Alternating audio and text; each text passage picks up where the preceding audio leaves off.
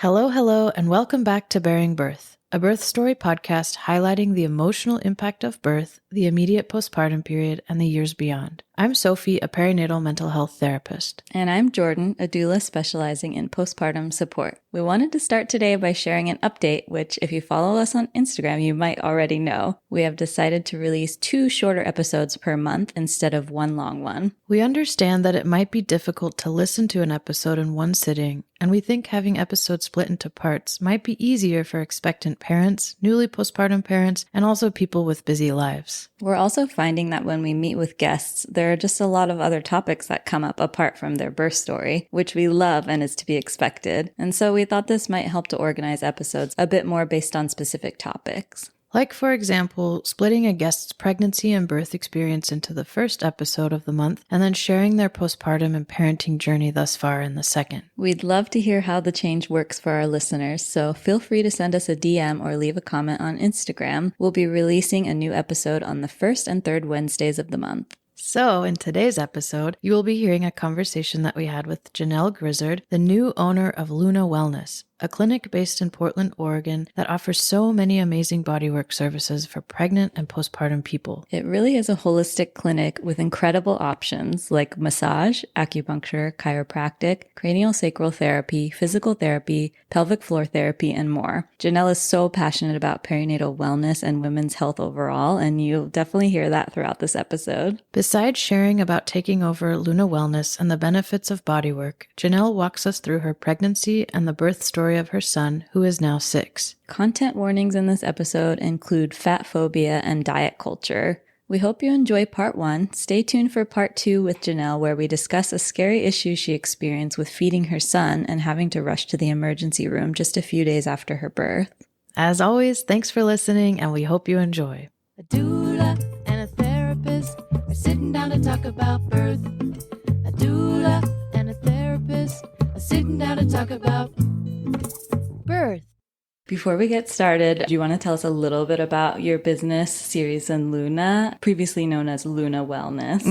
Yeah. Do you want to tell us a little bit about what's going on over there lately? So I took over the business back in January from the previous owner, who was a chiropractor.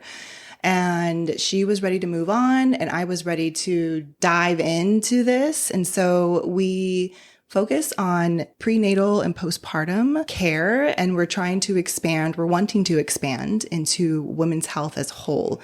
Prenatal and postpartum are such a short time compared to like a whole person's life, that preparing and afterwards. And so I really want to expand Luna into adolescence when they're going through puberty, 2 years after you've had the kiddo and you're trying to navigate like mental health and just trying to juggle it all and figure out who you are with your kiddo now that they're a little more independent. And then all the way up to like premenopause and menopause, because it's such a full range of what a woman goes through. So I don't want to stick to just that one. That's amazing, though. I feel like, especially like the puberty aspect, I feel like nobody has enough support during that time, no matter how great your family is. So yeah, and we're trying to figure out kind of what the best thing to do is for that time. But we are, we're sticking definitely to that, during pregnancy, and whether you're carrying the child or you're just expecting the kiddo, to come however way kids come into your life. We just want to be there for support. So whether it's just like the stress and the crazy things that are happening on the outside, and you just need some centering and some balance, to, the physical aspects that go along with it too. So that's awesome. Yeah, we're real excited for the future, and we're only in month 6. I'm in month 6. The business has been there for over 10 years, but I'm in month 6 of this. And so it's a fun roller coaster. Yeah. What kind of services do you offer? We offer chiropractic. Our chiropractor, Megan, she does anything from newborn stuff. And obviously she's not doing the normal like adjusting that you would as an adult. So she has some really awesome and gentle ways to just take care of the baby after they come out of the womb. And then she does prenatal and obviously up beyond. And then we have acupuncture, and they do some wonderful different, like they can help breech babies. They can help when your ducts get clogged when you're breastfeeding. They have they have an ultrasound machine, and they just kind of like help get that release. Urgent treatment is usually how how that happens. People are calling us in pain. And then we have obviously like postpartum, just helping get your body back. And then we do the massage. We have a lot of different variety of massage therapists. They're all specially and a little bit extra trained in prenatal. But then we have some who do infant cranial-sacral. We have a pelvic floor therapist. We have physical therapist. She's an assistant to a physical therapist, but she's done more training than the majority of us. So she has a little bit more of like that medical background as well, but she's been in the business for 24 years. So she just has like a wide range. Then we just have some beautiful people who can just really help, bring you out of your body, or bring you in your body, I should say, actually, when your mind's scattered, get you on the table and kind of just figure out what you need then and there. Cause sometimes you don't know until you're laying on that table and you're like, I need to sleep, or my back is killing me in this spot, so. Yeah. I feel like especially parents, like until you're in a quiet room. Yeah. Like, I can tell what's wrong. Yeah. I mean, there's, explanation for massage. We have, like I said, lots of different like modalities within it, but a massage is somewhere because I was a massage therapist for 10 years before COVID. And so I've always just brought people like, this is just where you can recharge. Like you can't do anything else. And that's with any of our treatments. Like you're in this space. We try to help just bring you into that moment and take care of you, what you need in that moment. Because you leave, whether you're a mom, a parent, an aunt, whoever, life just takes a hold of you and you have to do so many different things. So my big intention is to just help people come into their bodies and be in the now, even if it's a short amount of time, but it can make a big difference. It definitely can. Yeah. Recharge and refill that cup of yours. Yeah, that's amazing. I love everything that you do and where you're headed with it as well. That's so awesome. Yeah, we're really excited. What made you want to buy a business? Well, it honestly kind of like fell out of the universe. Like it fell into my lap from the universe, not in a weird, like I not qualified for a way, but kind of in like a harmonized way. I probably have been working towards this my entire massage therapist career without really kind of knowing it. So probably in 2022, I was talking to somebody who had connections with like retreats. And I was like, I really want to put on a retreat for mamas and, get them away from their house for just a day or two. And so we were talking because she had a lot of knowledge in this. She was like, Janelle, I have a client who is wanting to sell her business, and it's a prenatal postpartum, clinic in Portland. And I was like, I know exactly who you're talking about.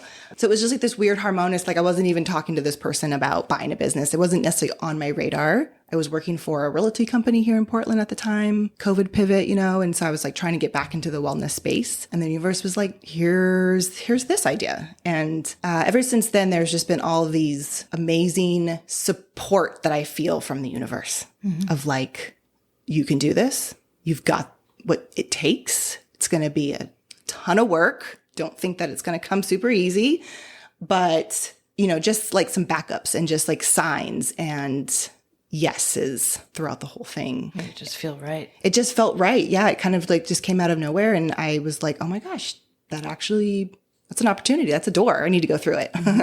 It's always the best feeling when you feel like you're getting validation, for a decision, like a big decision. Yes. Right before COVID, I had just opened up my own practice and I was kind of leaning towards this same exact concept almost. I probably opened it in August of 2019. So then, 2020, beginning of 2020 hit.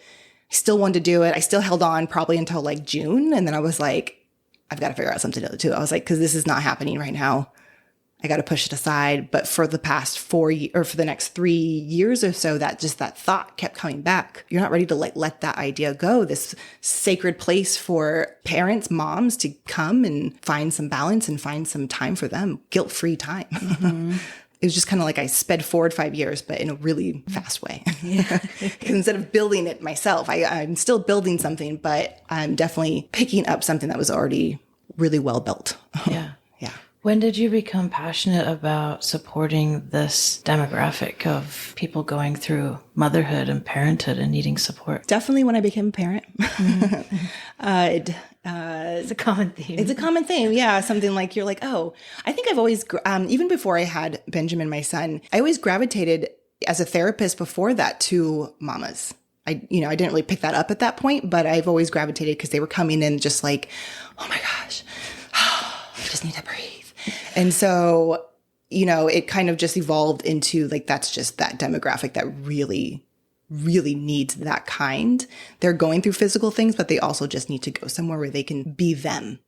And so probably a year and a half after I had my son is kind of when I started picking up like, where's that community for people when your kiddo's not 4 months old, that newborn? Because there was a lot of stuff. Yeah, there isn't that much. No, there's not. And so that's kind of where it all started with like, where's that community? How do I build something? Yes, it's a little bit for myself, but then it's also like, if I'm feeling this way, there has to be other parents out there who are feeling also like, well, what happens when you're 1.5-year-old? Like you keep reading that they don't sleep and they go into regressions, but what does that mean? And like, where are the support groups where I can go and not necessarily vent and feel validated for the crummy things you have to go through a day, but also just like validated for like, this is normal and you're doing a great job without turning to social media for that kind of stuff. Cause there's a lot of that on, it'll either make you feel like you're doing great and then they'll sometimes not make you feel like you're doing great.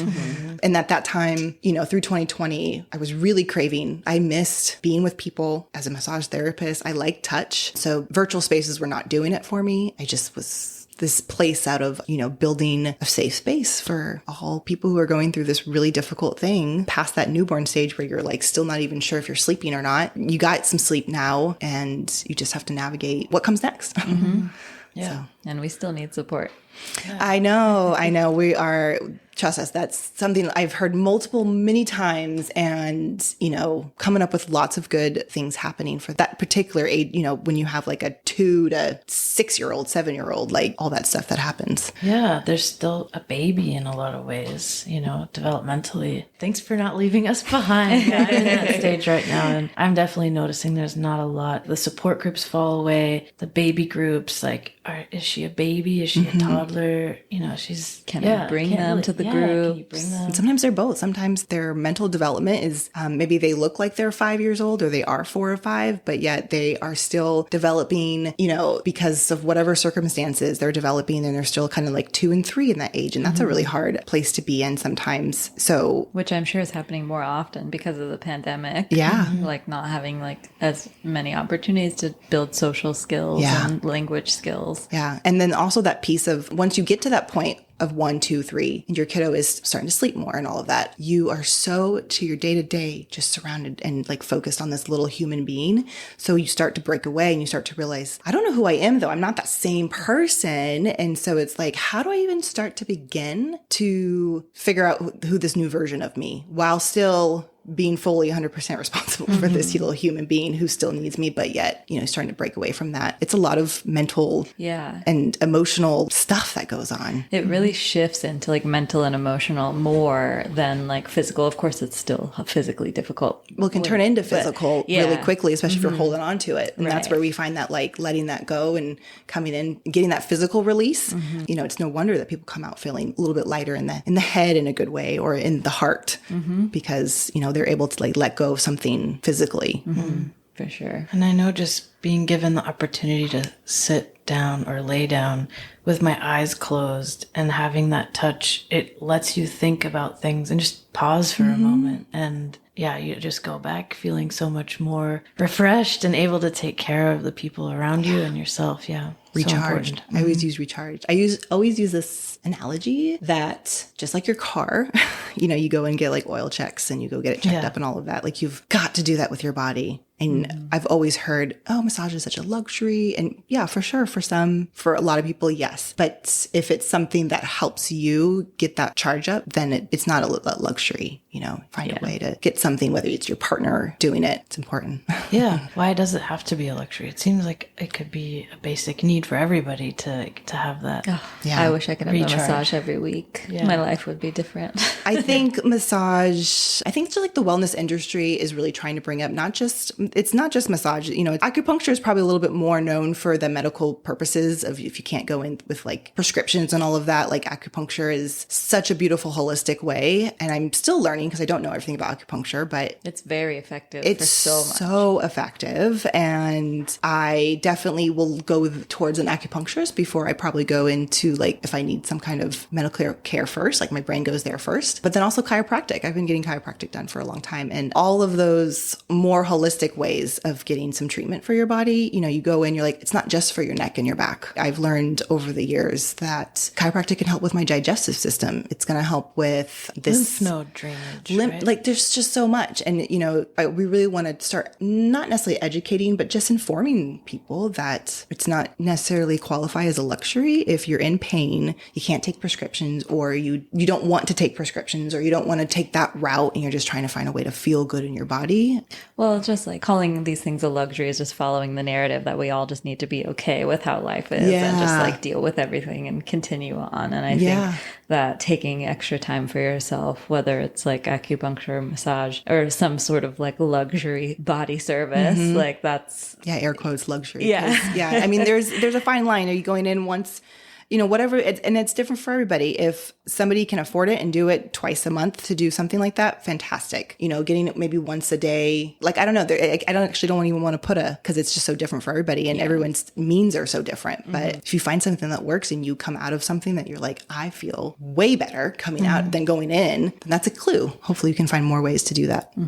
We all live under capitalism, and you have to run a business and charge a rate for it too. Yeah, it's like a whole societal, cultural thing that we have to shift. Yeah. And that we can't do as one person. Yeah, totally. And going back to like this, the wellness industry is really trying to make it not seem like luxury, because it is important getting it able to have people who, you know, have insurance can come in and get some of this stuff done. You know, it's slowly turning, but if you were to look like 50 years ago, there's nothing. We're taking baby steps in that regard, and with like doula support, like exactly. insurance is slowly taking steps to lactation services. I heard that was not really on insurance networks. And I'm like, that is crazy, because that is huge. That's like half of it. Yeah. Like you are feeding another person. How is that not a necessity? Well, you mentioned you have a son. Do you want to tell us a little bit about how it was? Like, did you plan to get pregnant? How your pregnancy was like? And then we can hear about your story, your birth story. Yeah, thank you. Yeah. My husband and I remember we were sitting at the Santa Monica Pier in in California. And I don't remember what brought the conversation up, but I remember very distinctly like us being like, okay, we're going to go for it. We're going to have a baby. And so we were like, okay, let's do it. Let's try for it.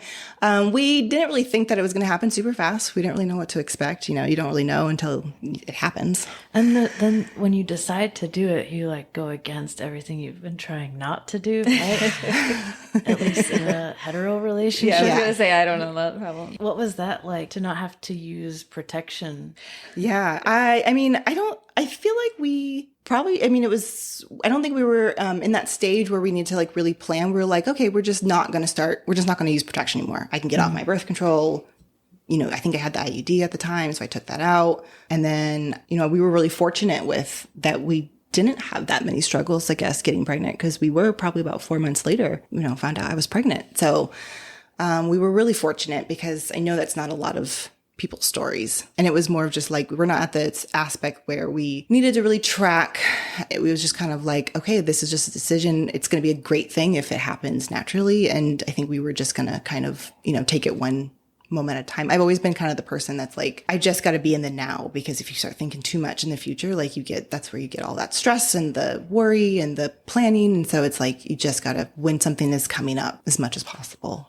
And I know that's not always everyone's story, but it's your story. It's my story.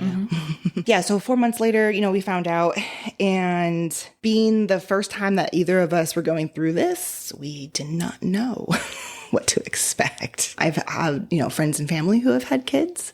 And so I'm very inquisitive, and I was just asking everybody for their stories. And I wish I would have found this. I don't think you guys were there back in 2017, but because that was how I was like making my decision between like how to go about it, the actual birth, like what do I do? Because I take in a lot of information and I research, and I was just like wanting to hear everybody's side, good, bad, all of it. And I think I forgot the rest of what your question was. Oh yeah. So, you know, you're discovering that you're pregnant and sort of like learning from peers. Yeah. So what was your pregnancy like for you? Like leading up to your birth, did you have like a pretty easy time? Did you get really sick? Okay. Run into any complications? Yeah, thank you. Yeah, so I would say overall, since I've only done it once, I think I had an okay pregnancy for the most part. I got a little queasy in the morning, but I think I only threw up once, maybe twice, because now that I'm thinking about it, it was very few, basically. I remember like laying down and eating right before I got to bed. Like I learned tricks real quick. I don't like to be queasy and nauseous. And so I was real quick to figure out like, I'm really nauseous when I get up because I haven't ate all morning or all day. So before I even like sat up, I had a little fig Newton next to my bed. I would eat it before I even like got up.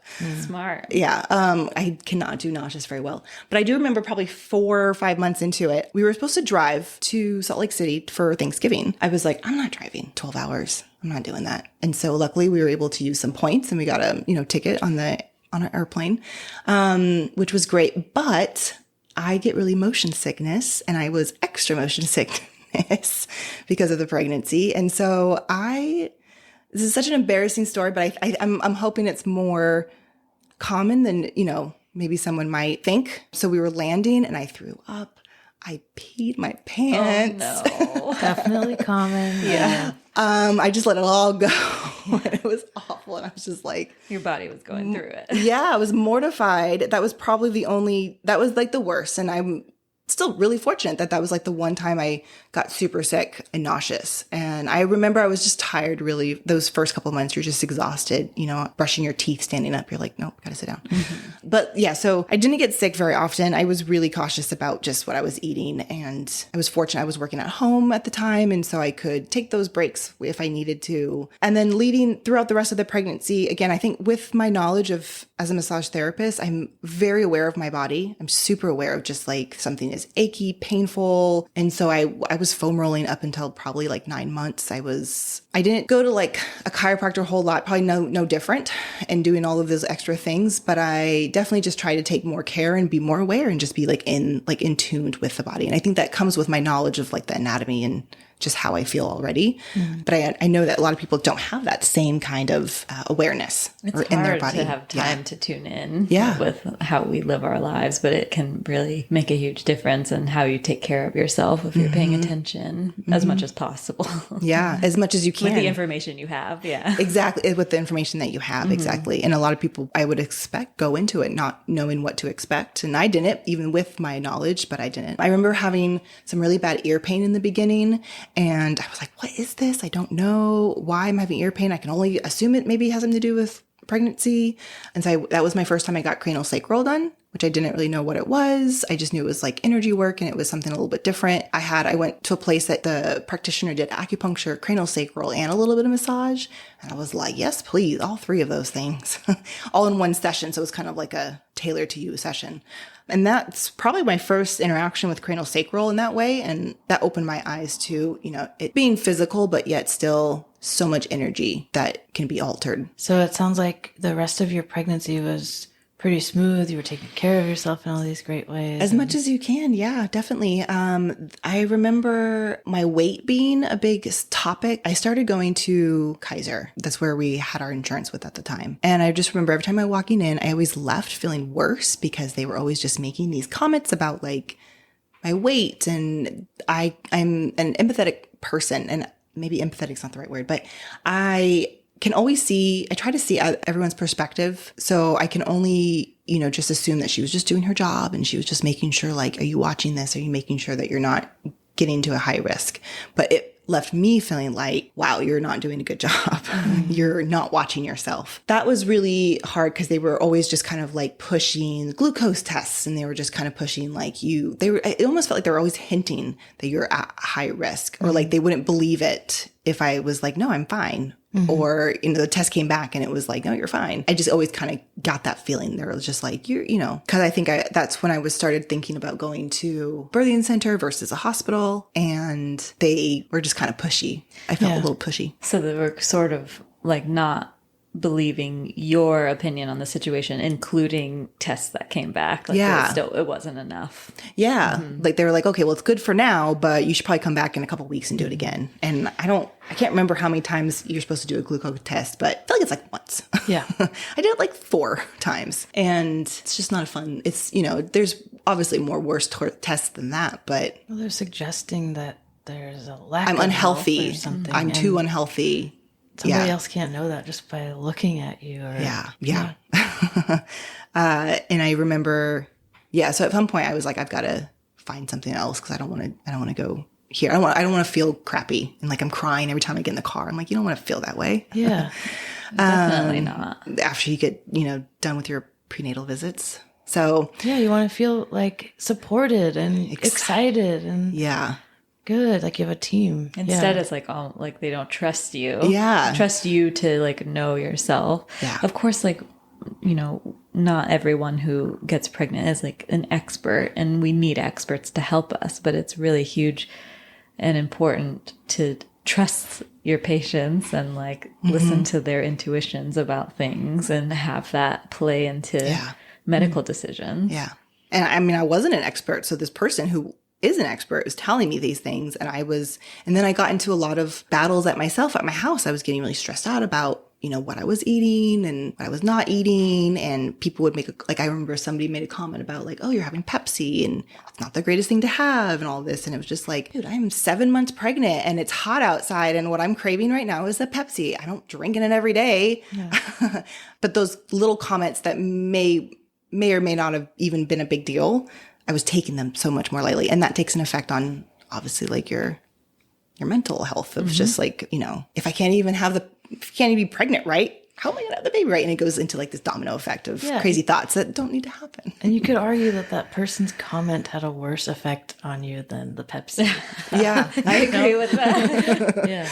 And I recently heard you could say, I'm taking the P vitamin, which is the pleasure vitamin. Because it can help a lot of ways. Mental health, physical health. I like that. Yeah. You have to balance. Good. Yeah, you got to Balance it, yeah. I remember I was still trying to work out and stay healthy as much as I could. But that was, I think I've kind of always battled with my own like weight persona and issues. And so when you're getting pregnant, obviously getting larger. So rapidly too. I was very sensitive to that at that time. And so that was a little bit of a difficult piece of it with the pregnancy part. Did you continue your care with Kaiser? No. Let's see. I guess my husband and I actually weren't married at the time. And so that worked in my favor because I got off of Kaiser and I think I got into OHP at that time. I was able to then find, at some point I was like, I got to get out of Kaiser or out of the hospital system, I should say. And so I found a birth center, Women's Health Associates. Found them from the get-go. It was like night and day, way more supported. There was only 2 birthing places that I was looking at, and that one was much closer to my house. And so I went with that one and I felt better. And I loved meeting basically all the midwives. So that wasn't going to be a complete surprise when it comes to it. But I remember never leaving like I was doing something wrong. They brought up their concerns and then they were like, we're going to just keep monitoring it. But I remember I didn't have to take any more tests. And like your nervous system could then relax and then your body could focus on continuing to grow the baby. Yeah. And that was probably the last like 3 or 4 months, I think. I remember doing it right at the cutoff time. It was like, we have to be seeing you for a certain amount of time or something like that. I'm a huge advocate for people understanding that they can choose who their care team is and that it makes all the difference in everything. And even if it's just how you feel, I guess I say just how you feel, but like that's the biggest one. But you can fire your care team and find someone else and it can change your life. Yeah. And I want people to do that when they need to, if they're able to. It's not in the cards for everyone to have like all the options, but in Oregon with OHP, that can be hugely helpful as well. Yeah. Throughout my whole pregnancy, I definitely just had to get my own confidence with my decisions and going with my gut because there was a lot of things that kept saying, no, don't do that. Don't do the home. Don't do the at the birthing center. You're too large, all those things. And so looking back to it, I remember just being like, my gut is telling me something different. I've got to go with that. I remember going into, I think, Providence, and they were lovely. And I remember talking to somebody there about having the baby at Providence. And I was kind of, I don't want to say forced into it, but I had a lot of like from my immediate family, like, you need to go talk to these people. We know them, go talk to her. I don't remember who exactly I talked to, but I remember sitting there, and at one point she just looked at me and she was like, you kind of sound like you already know what you want. You're just here because someone is wanting you to, check all the boxes to make sure. And I was like, you're right. I do know what I want, and I don't want this. So I think those little pivotal moments, and then being like, I have to trust. I've got to trust my gut. And so just following that is huge when you're going through this. And especially if it's, no matter if it's your first or your third, I think just kind of like, no, something inside of me is telling me that if I can do it, I want to do it this way. Now, if something's happening where I can't, that's a different story. And you can pivot up until the last couple of weeks, I think, too. Maybe not in the last second, but but they are trained to get you the care you need in the moment if you need a different kind of care. Yeah. The birthing center that I decided to go with, they were like 2 minutes away from a hospital, and they, had contracts or whatever with them. So it's like we could easily move over there. Their whole thing was like, if we feel like you're in distress or we feel like we might need to move, we'll let you know early on and we'll keep you updated. So that way, hopefully we're moving you before there's like any kind of like a rush and any kind of they just made me feel so much more confident about like, this is what I want, and I'm going to be well supported. And even though I don't know what I'm doing when it comes to the actual, like, besides my body knowing what to do, it was just lovely to have people who, knew all that and knew what to look for, because that's what you want. You want to feel like people have your back in this situation. Yeah. Very big situation. Yeah. And following your lead. Yes. How was it having that conversation with your husband? Or I guess he wasn't your husband at the time, but your partner. Yeah, my partner. I mean, he was my partner for like 7 years. At that time, he always supported me. He's always been the biggest supporter of things that I want to believe in, and I do. And so I'm really lucky that in his head, he was like, you're the one having to push this kid out. So you should definitely be the one to say, what do you want to do? He just, he was new at it too. So he just kind of let me take the lead for sure, but I don't think I would have had it any other way. And he went to the classes that I said, we need to go, we need to do this, we need to do that, you need to do this. He was just really supportive, and as much as possible. There was a time where I remember, I think we were late to a doctor's appointment.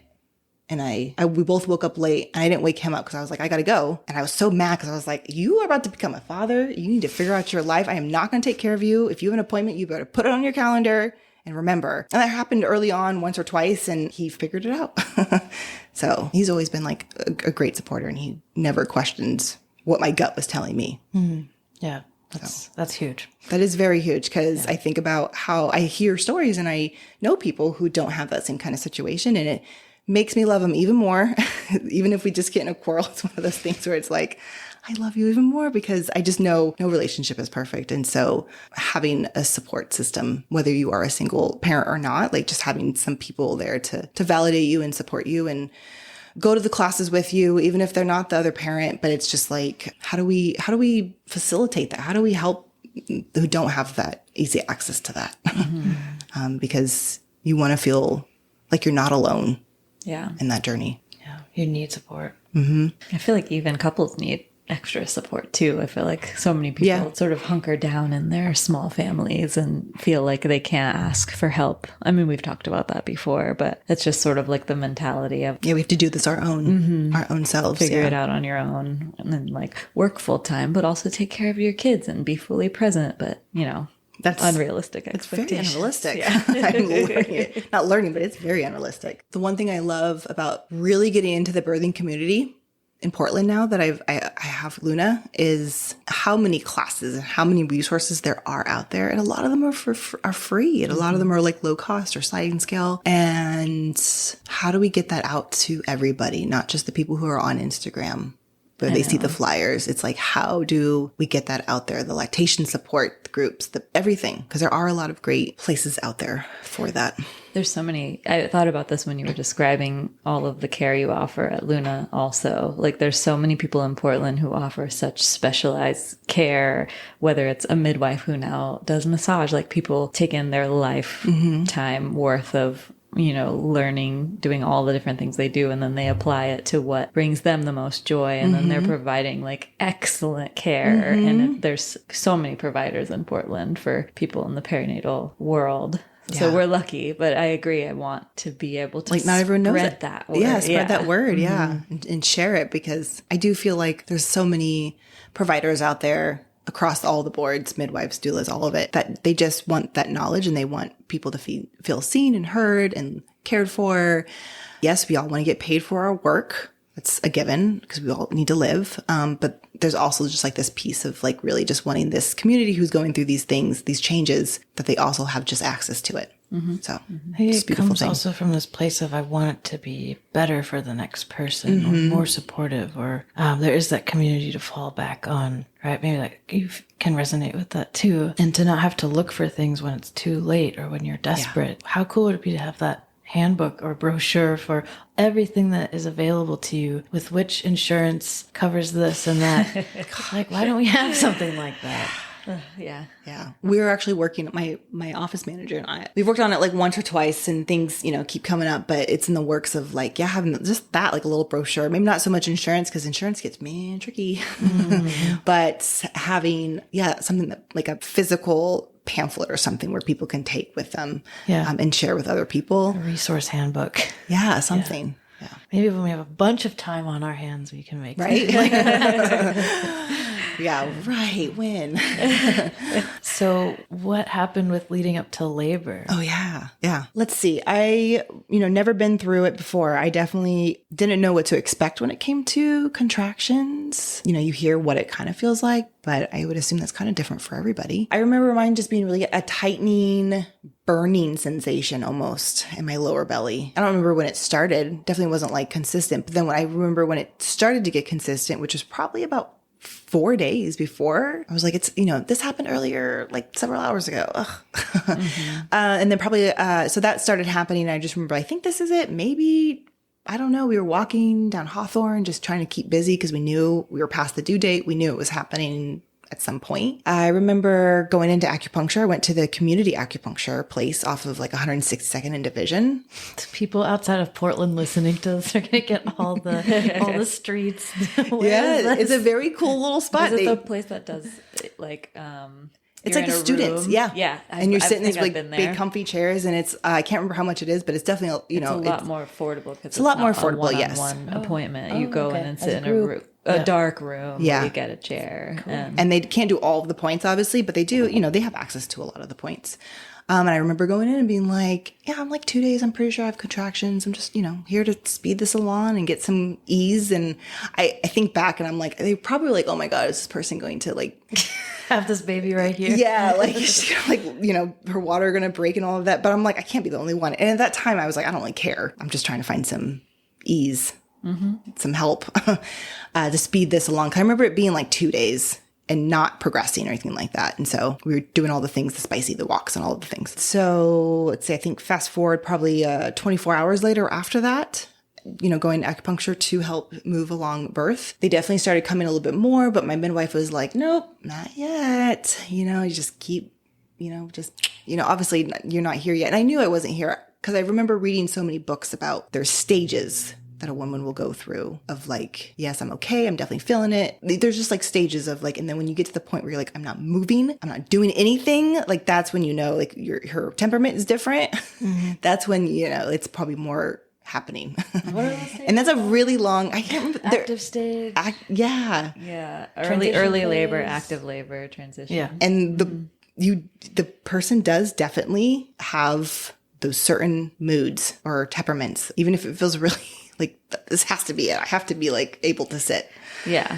Either you're going about your regular business between contractions, or you are having to rest fully between contractions to get through the next one, and being able to talk through a contraction versus like, don't talk to me. Got to focus on getting to the other side, of 1 minute and then the next minute. We both took the same doula training, and one had this like chart with 3 different columns, and it has that like the person will have these symptoms. Yes, I've seen that. That's what I was thinking. I was remembering that like, okay, I don't think I'm there yet. You're right. I went and I saw my midwife probably late at night, the night before. Definitely was very uncomfortable. They were closer than normal, but she was just like, she's like, well, what do you want to do? Do you want to go home or do you want to stay here? Kind of a thing. And I was just like, I guess I'll go home. So it was your first clue, like, still not ready yet. Mm-hmm. And this was like probably 11:30 or something at night. And then I remember going home and trying to sleep, and it was just getting like, obviously like progressively worse in the terms of like pain. Like I was not getting no sleep. I wasn't comfortable. And then at some point at like 3 or 4, I don't remember what time, being like, okay, let's go back. I just want to get there. I just want to get comfortable. I want to get in that big tub that they got. Mm-hmm. And I want to just basically hunker down and like, let's do it. And I remember we had to drive probably about 20 minutes to get to the birthing center. And I remember all the potholes in the street and just being like, oh my God, these are the worst things when you're having a contraction, like an active contraction, and just having to go through all the bumps, not even potholes, just anything that was not a smooth ride. Did it feel like a long 20 minutes? It felt like a very long 20 minutes. Oh my goodness. I remember it, being very, very long. And just like when closing my eyes and just tell me when we're there, I gotta, and by that time I was already kind of going into that space of like, I am just focusing within. Everything else did not matter. Because a lot of people ask me, I did an unmedicated birth. People ask me like, how did you do it? Like, what did you do? And I was just like, I went into a place where nobody else mattered. And I was just like inside myself and just kind of picturing, and I had a lot of visuals in my head of, pushing the baby down and just like letting the body do its thing. And so, when those contractions came, nothing else. The music, I think I did a playlist. I remember doing a playlist, and it probably only had maybe like an hour and a half or 2 hours of songs on it. And so if you think about starting this at 4 a.m., that playlist was going over and over, but I don't remember it being a bad thing. But I think back and I'm like, everybody else in the room was probably like, this song again, like this again, because they're not in it like me, but it was help. But I think honestly it helped me because I could get into a rhythm with those songs. Mm-hmm. I do wish it maybe a little bit longer, but in the end it was like, I don't really, it helped me at the end. So when you got there, did you use the tub? I think I got straight into the tub. To get there, I have been like waiting for that tub for days because I didn't have any other big tub to get into. And I'm a big person, so I was like, I need a big tub to get into and feel hopefully a little less pressure. Mm-hmm. I couldn't birth in the tub, but I could be in there and just go through it. And so I remember just getting in and out of it. We did have a doula. We went with recommendation. She was actually in doula training, which was a way for us to get it at a little bit of a lower cost. But she was excellent and amazing, and she went above and beyond. I think it's because I was maybe one of her first births. I don't know. I can't remember what number I was. I just remember she was kind of in the beginning of that process rather than the end. She was, huge. I definitely wanted some other support, not just for myself, but also for Brennan, my partner. And just having her, she knew what we wanted. She knew the things that I would like. And I was very particular about like, that feels good, that doesn't feel good, kinds of things. And so it was just kind of like her and him kind of switching off, doing massage techniques and doing all the things to help me feel comfortable. Can I take a quick detour? Mm-hmm. Before you get into the big moment, did you work on a birth preference plan before with your doula? Was the doula there during your transition from Kaiser to the birthing center, or was the doula with the birthing center? Did they come along with that? Or how did you have those conversations around what felt good and what you needed during this moment you just talked about? I met my doula. She wasn't with any particular, the hospital or the birthing center. I actually have a friend from like middle school who was going through doula training herself. And so I reached out to her initially, but we met, and for whatever reason, whether her schedule was busy or maybe it was just because she was like, no, I don't want to necessarily do this with somebody I know. I'm not sure, but she referred me to somebody else in her class. And so that's how I got in her. And we met, she was another a person of color, mixed woman like me. And so I wanted somebody like that on my team, and we just really hit it off, and she seemed eager, and, she had to check off those births. And I was like, we're vibing, and that's good enough for me. Like, I don't feel everything. Like that's everything. Yeah. Like I'm all about vibes and like our energy together. And so I think we met a couple times before, but she was just going to be there for the birth and after the birth a little bit. She wasn't there during my Kaiser time. Yeah, she came I can't remember exactly when she came on board. I remember I just needed her for the actual birth probably. I think now that I know so many different doulas, I probably would have used more resources and more things, because doulas can just provide such a wide range of like help and support that I did not know back then. But she was great for what I needed at that time. Yeah, that's great. Yeah. So yeah, she came, early on. I think we called her on the way, and she came maybe an hour or two later after we got there. They just kind of switched off. I don't honestly know what they were doing otherwise. Just remember one of them was always near me.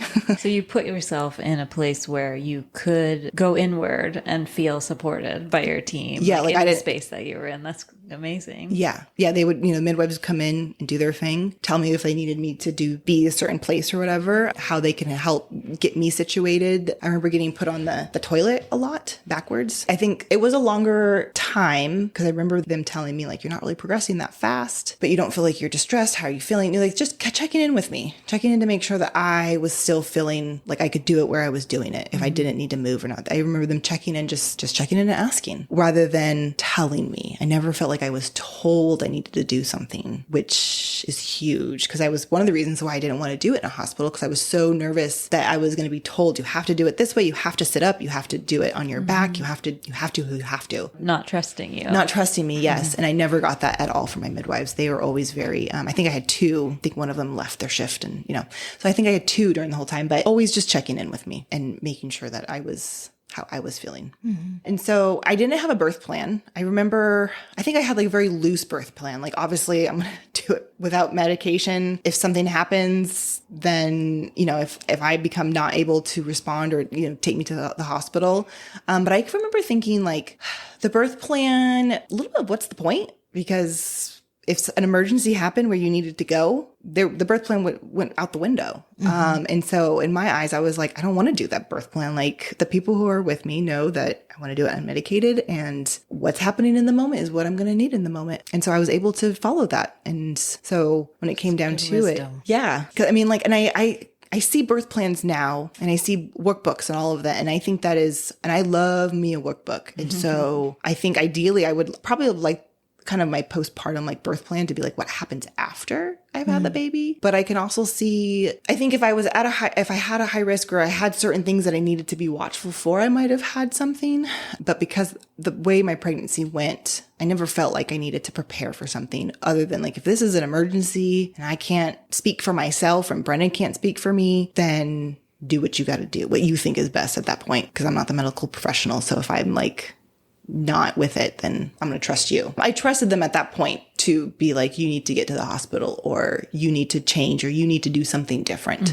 Surrounding yourself with people you trust can be doubly as important as having a birth plan for the reason that you explained. Like having preferences that you hold on really tightly to can make things really challenging when you do have to pivot. Even if you think that you can anticipate having to pivot, like sometimes having a looser grip on that can be helpful. It was for me. Yeah, it was for me. So have you always been somebody who can go inward like that and lean into that strength, just knowing that your body can do this and you can get through? Oh, I think so. I think I have always kind of been that person. Again, years of massage therapy, I think that really helped me get there faster. And then I had two friends who recently had babies that same like couple months before me. And so in the same kind of way, they talked about their experience about, going within and the picturing and the visualization and, just concentrating on the task at hand, what you're trying to do because you can't really do anything else. And so I think I was able to trust that, and reading, I did a ton of like hypnotherapy birthing books and I read a ton of books. I read lots of different ones and I just picked and I just held that wisdom that other people wrote that the female bodies, they're made for this. So trusting that aspect and the fact that, females have been having babies since the dawn of time and without the doctors in that way, with midwives. And so having a little bit of faith in that system before we had the hospitals like we do now probably really dictated my trust. Are you a spiritual or religious person at all? I am more spiritual. I'm definitely more spiritual, but I do believe that it comes from a place like being spiritual or having a religion to guide you through life. I think it's all for the benefit of just like helping a person do what they think is best in life. And so I remember taking a college course about religion. And when I went through yoga teacher training, they talked about religion and all of that. And a lot of things are very similar. And it's just I don't understand how people can be so negative towards another religion because it's just something that you believe in, whether it's a person that you believe in or a God or the universe. I probably more believe in just like the universe has your back and we're just a small piece of this bigger picture. So yeah, knowing just that belief of I'm a part of nature. Nature does this all the time. It does it all the time.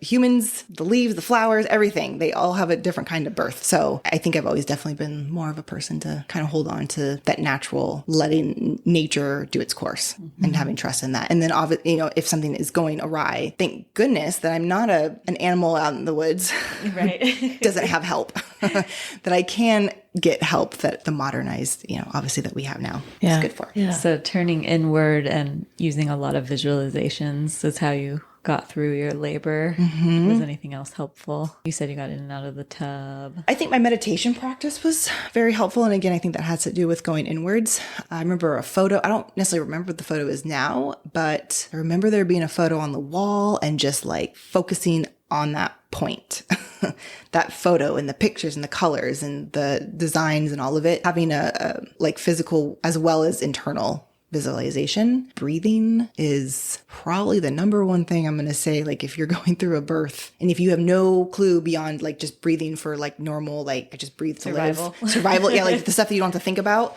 You never sat down and listened to your breath, or you never sat down and controlled your breathing, changed your breathing on purpose. That was very, very instrumental in making that happen a little bit better, because you can control a lot of things with your breath, and it sounds so simple and like, I don't really believe it, but it's like, no, like your breath is very powerful. And especially when you're trying to push an almost 9-pound baby out of you, it's like one of the only things you got that you can control. And so coming out of it, I remember reading a lot about births. Like, I don't remember it being painful and, hearing that. And it's so different than what you see on TV. And that was reading those stories gave me hope that it's like, okay, it's not like what you see on TV. It's not always the bad stuff that happens. And so I left that. I was like, that's my birth experience. Like, I'm going to have that going into it as much as I can control. So, and I would definitely say, I don't remember, it wasn't pleasant. It wasn't like a walk in the park by any means, but I don't remember it being, actually, I will say I remember probably thinking, oh yeah, I regret this. Why did I do this? Can I go back? Can I turn around and not do this anymore? For sure during those moments. But the fact is, in the middle of it, you can't. So you just got to keep pushing and trusting that if you're in it, you just got to get through it. At what point did you start progressing? I know you mentioned that you were progressing pretty slowly. Was there a big shift, or did it continue slowly until you were close to transition? So I don't think my water broke until probably 30 minutes before I had him. So my water didn't break for quite a while. We got there, I would say around 3 or 4, 5, early in the morning. And I wasn't progressing very fast. About maybe 1:30 or 1:45 is when I think my water finally broke. And then afternoon. Yeah. Yeah. So I was going through, that's at least 6 to 9 hours and just like very slow progressing. And I know everyone's a little bit different, but again, I was just like hearing what they were telling me. And they're like, if you don't progress, if you don't get to a certain centimeter by a certain time, then we have to start thinking about other options. Like they were just giving me those like heads up, which is what I wanted. But I luckily progressed when I needed to progress. And so, my water broke at the very last minute. Then it was like full swing from there. And it was like, baby was already like, he was already like, he was definitely obviously ready to come. But at that point, like my body had already started, like I had worked 9 hours of like opening the pelvis and all of that. And so finally when it was time, and then, it was only 30-ish minutes of pushing, again, breathing. That's going to be the most instrumental thing to help you get through that portion, no matter if it's a couple of hours or I can't imagine pushing. 30 minutes goes by fast from what I recall and from what I hear. And so I couldn't imagine pushing for 2 hours, or longer, which I know people do. Yeah, so it was fast in that check. And, that 20 minutes to the birth center was really long. But that 30 minutes, I remember kind of going fast because you're so like, you're busy doing things. You're like, people are telling you to kind of move around and do things differently and getting into different positions and trying to push. Because then you're like, at some point you have something part out, part in, mostly in, part out. But it's a very odd feeling trying to move with, part of a head, large head sticking out. I remember at one point the midwife was like, let's see, move. I think I was on my 4s for quite a while. And she was like, you've got to move to your side. And I was like, that seems like a really simple thing, but yet I'm not really quite sure how to turn over. I did it somehow though. I think with some help. I think I had 3 hands helping me kind of like prop up. But again, I trusted them. And I also did, I will say my partner did kind of like a massage around the entrance to the vagina and I didn't tear, which I'm so proud of that. It's such an odd thing to be proud of, but it's like, there are some ways for anybody who's nervous about that. Cause that was very like, I don't want to tear. That sounds awful. That sounds hurtful. Like massage during pregnancy. Yeah. We just did it as often as we could. What's it called? There's a word for it. I'm losing perineal Yeah. massage. Yeah. Yeah. Okay. I wasn't sure. Sometimes I'll say words and it's not the correct word. So I you just kinda say it. practiced that? Oh yeah. I was like, that's one thing you've got to do. Yeah. I have heard that it can be effective. Yeah. It's basically getting the tissues used to it and just like kind of like getting that blood flow. And so I would like to contribute that helped. And then also just, listening to the midwives. And I think they had told me like, you need to turn and this will help. And so I was able to push them out with no tears. Yeah. I feel really proud about that. Yeah. Little fact. Just I don't take know a moment to be proud of that. Yeah. Because there's some work that you can do outside of that to help. What was the centimeters of the head circumference? I don't know. I don't know. I remember everyone, he had a very cone-shaped head. So you were pushing for, he was out for a little while. Yeah, I didn't see his cone-shaped head, but I remember Brennan, my partner, being like, I will never forget that image because he saw it. Yeah. And my poor baby, he has still kind of like a little bit of a lumpy head. I'm told that's kind of normal, but it's hard to find helmets for him sometimes. I don't know this. I don't remember honestly the size of. But he was almost 9 pounds. He was almost 9 pounds, like just a little bit under 9 pounds. Yeah. Yeah. So he was not a small little dude. So what was a moment like after you finished and he was born? Oh, he surreal, like a wave of release, a little bit of emptiness, but yet I remember no pain, just a very empty feeling, I guess. And numb and shaky and adrenaline. And so like my whole body was like very, what just happened? Like out of breath, obviously, and all those things. But then I remember no pain. And I just remember a sense of relief. Obviously carrying 9+ more pounds of weight, all of that being let go. It's very instant.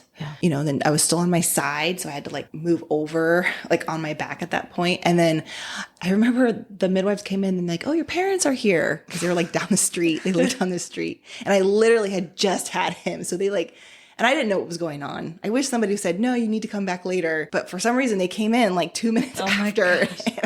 I had this thing over me. They like put something over me really quickly. And I was just like, I just pushed him out. Like, I was like, why did they tell them to come in? I probably said come in, but I don't know what I was thinking.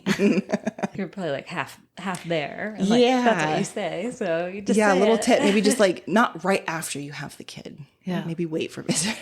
Yeah, you're literally like transforming everything about you. Wow. Meeting a new addition to your family. Yeah, it was very surreal. It was very, wow, I just did this. A little bit of disbelief. Oh my gosh, he's here. Did your parents go right to you first or to the baby? I think the baby, because I think they were checking, because he just came out, they were checking, making sure he's like, all the things were okay. His airwaves was clear and all of that, I think. And so I think I don't think they knew that I had just literally had him. So I think they walked in, they were just kind of like, oh, what do we do? Just walk into? Yeah. I'm like that. Don't talk to me. Like half naked on the bed. It was all kind of a blur. They were checking us and I think they changed, they tried to make me like clean up me a tiny bit afterwards. I remember probably that first hour, just a lot of cleaning, the placenta coming out and all of that kind of stuff. And just like the afterbirth and yes, the skin to skin. I don't know how long that process was. At some point, we got some food. They got some. What was your first meal? A burger. Yeah, that's what I had too. Burger and fries. You guys brought it to us. Yeah. Burger and fries. Yeah. I was like, I need something really fatty. Replenish everything. To, like satiate. Yeah, something. Being. Yeah, totally. So I think we ate that and then we took a nice big nap soon after. And I think when I woke up from the nap a couple hours later, I remember being like, how do we do this? Like now laying on the bed. Yeah, it was a queen size bed. And I remember I thought we weren't supposed to sleep with him. But yet I don't know where else to put him. And like, I don't necessarily want to put him down. Like, I don't want him to be like somewhere else. Yeah. I just remember passing out, sleeping for a bit. And then we woke up and then we did like the full clean and the shower and all of that. And then the midwife who was there then, by that time it was probably like 7 or 8 p.m. or something like that. We had him at 2:30-ish. And so like, around 7, 8, started cleaning up and getting kind of like what we do next. And I remember them being like, okay, bye.